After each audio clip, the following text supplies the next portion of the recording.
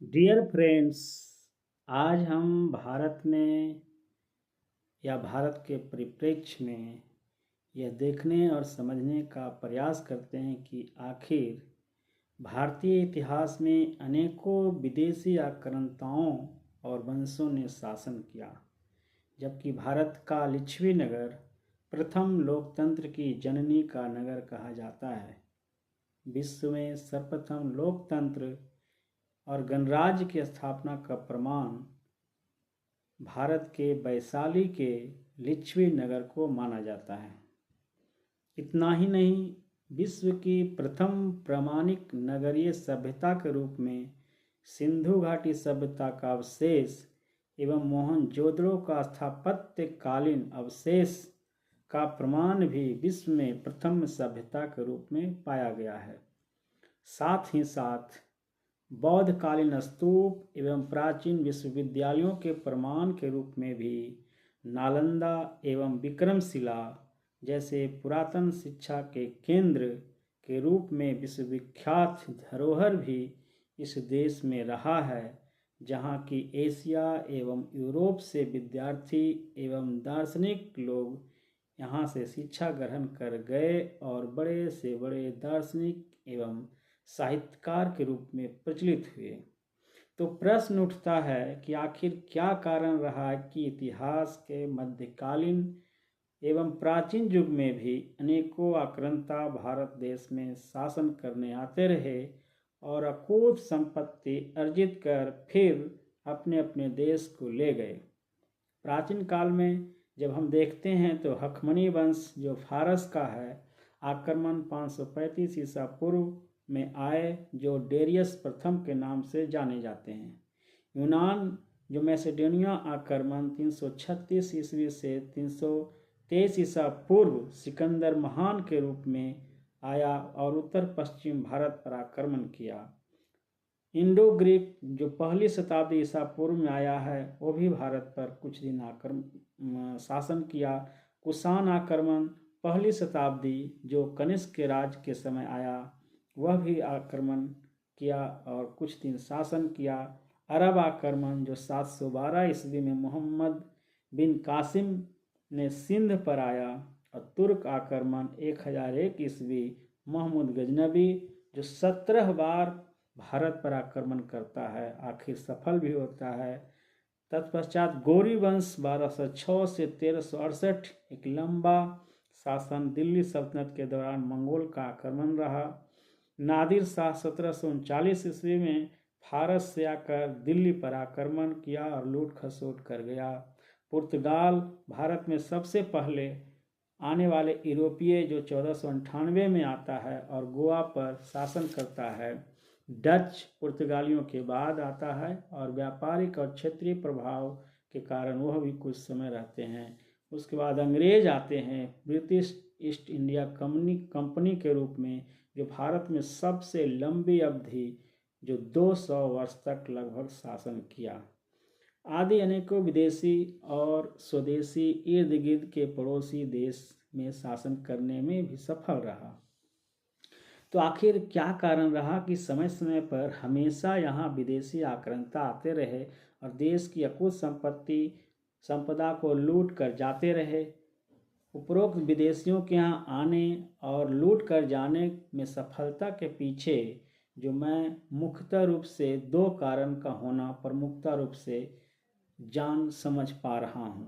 पहला है जो भारत में प्राकृतिक संपदाओं की प्रचुरता के साथ साथ खाद्यान्न और मसाले जैसे जड़ी बूटी रासायनिक पदार्थ की प्रचुरता रही, और दूसरा है जो भारत में अनेक भौगोलिक वातावरण एवं अनेक बहुभाषीय बहुसांस्कृतिक कल्चर और बहुधार्मिक रीति रिवाज के होने के कारण भारत हमेशा कॉलोनी एवं क्षेत्रता एवं अनेक जातीय वंशीय धार्मिक कर्मकांड में विविधता के कारण भी कभी भारत एकजुट नहीं हो पा रहा था। इसी अलगाव एवं बिखराव के कारण कोई भी विदेशी आक्रांता यहाँ आकर शासन करते रहे एवं लूट खसोट करने में सफल रहा। आज भी स्वाधीन भारत में देश प्रदेश के अनेकोनेक जातीय धार्मिक विरासत के बिखराव के कारण मजबूत भारत एवं सशक्त भारत होने में पूरी तरह सफल नहीं हो पा रहा है।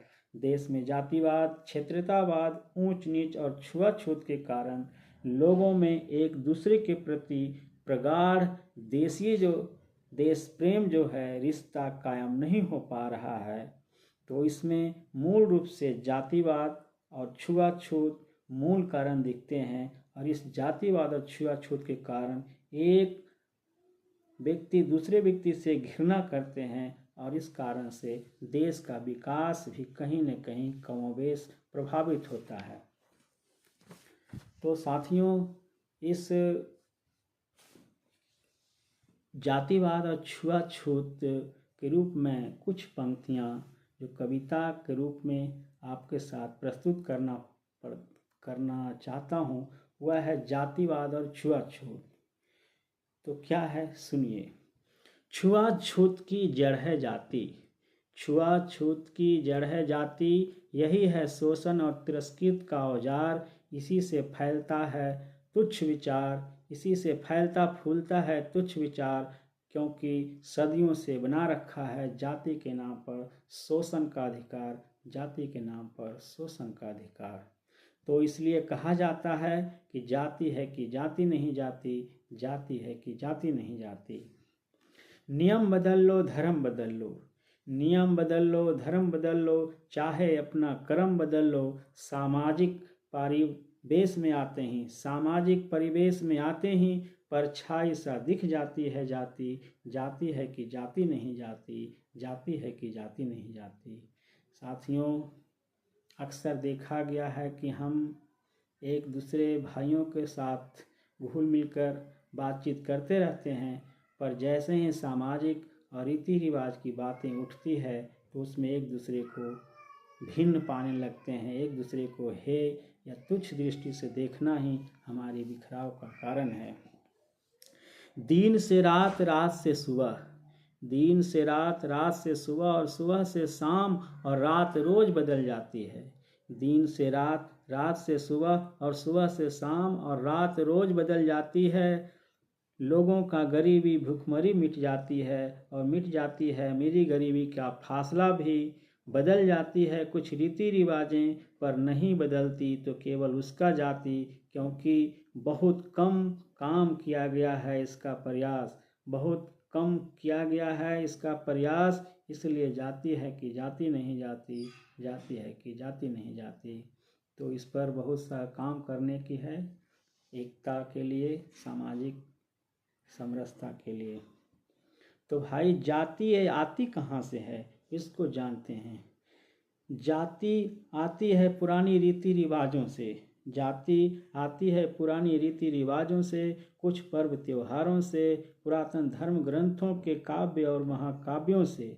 जाति आती है पुरानी रीति रिवाजों से, कुछ पर्व त्योहारों से, पुरातन धर्म ग्रंथों के काव्य और महाकाव्यों से, पर महीन तरीके से आती है जातिवादी साहित्यकारों, व्यंग्यकारों, नाट्य कलाकारों और बड़े बड़े चलचित्र के निर्देशक और उसके राजघरानों से।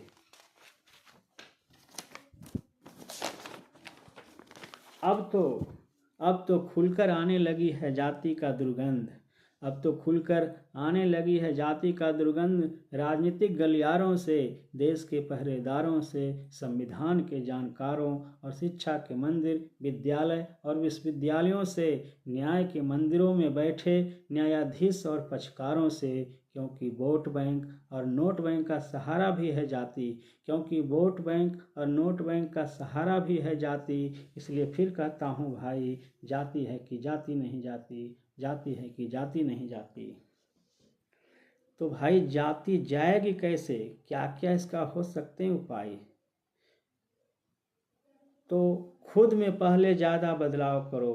देखो भाई, दूसरे के दोष देने से पहले खुद पर अपना प्रभाव और कायम करो, रिश्ता कायम करो। खुद में पहले ज़्यादा बदलाव करो, पहल अपनों से ज़्यादा प्यार करो। छोड़ दो पुरानी पेशेवर कामकाज को, छोड़ दो पुरानी रंजिशें पेशेवर कामकाज को, जिससे भरसक पहचान कराती है तुमको तुम्हारे कठिन और मेहनती कठोर काम को ही, जो ऊंच नीच और तुच्छ समझ बैठा है अब तक। समाज में अब तक देखा गया है कि कुछ ऐसे काम हैं जो बहुत ही परिश्रम और मेहनत का काम है, उसी को कुछ लोग तुच्छ और हीन भावना से देखते हैं। छोड़ दो पुरानी पेशेवर कामकाज को, जिससे भरसक पहचान कराती है तुमको तुम्हारे कठिन और मेहनती कठोर काम को ही, जो ऊंच नीच और तुच्छ समझ बैठा है अब तक। और रखो अच्छा आचार व्यवहार और ज़्यादा से ज़्यादा करो खुलकर बातचीत एक दूसरे से। दूरियां धीरे धीरे ही सही मिटेगी और पिघलेगी कुंठित मन मस्तिष्क से। दूरियां धीरे धीरे ही सही मिटेगी और पिघलेगी कुंठित मन मस्तिष्क से। बैठी सदियों का विकार फिर देखना कैसे नहीं जाती है जाती। विचारना निहारना और बोलना, जो जाती है अब क्यों नहीं आती है, ठीक उसी प्रकार कि किसी अर्थियाँ उठने के बाद वो कभी नहीं आती, जाती है कि जाती नहीं जाती, क्योंकि वह हमारे आचार विचार और व्यवहार में